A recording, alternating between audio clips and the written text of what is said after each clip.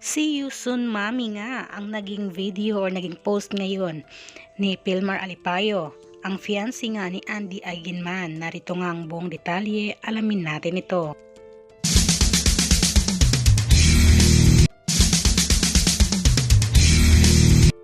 Hindi nga agad nagpunta si Pilmar Alipayo at pati na rin ang dalawang anak nila ni Andy Eigenman.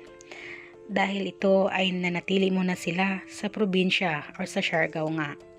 Kasama niya ang dalawang anak nila ni Andy Eigenman at talagang siya yung nag-aalaga.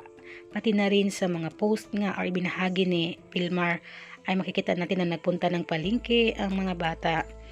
Ayan, sabi kasi dito sa caption ni Pilmar, ila gusto na panihapon, yan daw ang gustong pagkain ng mga bata, yung isda. At ipinost din yun ni Pilmar na kumain nga ang mga bata ng pritong isda. Kaya naman talaga nga marami ang nagtatanong kasi ng mga netizens kung nasaan nga ba si Pilmar, bakit hindi dumating. Syempre guys, komento naman ng ilang netizens, hindi agad-agad o hindi basta-basta dahil nga may dalawang bata at syempre may negosyo din sila sa probinsya. At ngayon nga sa naging post naman ni Pilmar Alipayo sa kanyang Instagram stories ay kung saan may caption doon, "Thanks for driving us sa airport Ninang P." At ayan nga, nasa airport na nga sila. At yan ay may pa-see you soon mami, ibig sabihin pupunta na sila dito sa Manila.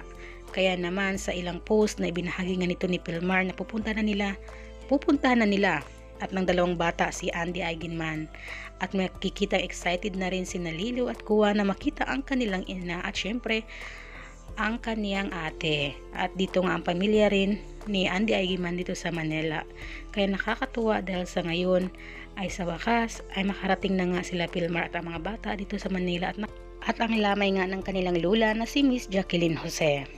Kaya naman marami ngayon ang nagkomento dito sa post naman ng isang tabloid. Sabi nga, kailangan din makapunta sila Pilmar, Lilo at Kuwa sa huling sandali na masisilayan nila ang lula nila na si Miss Jacqueline Jose.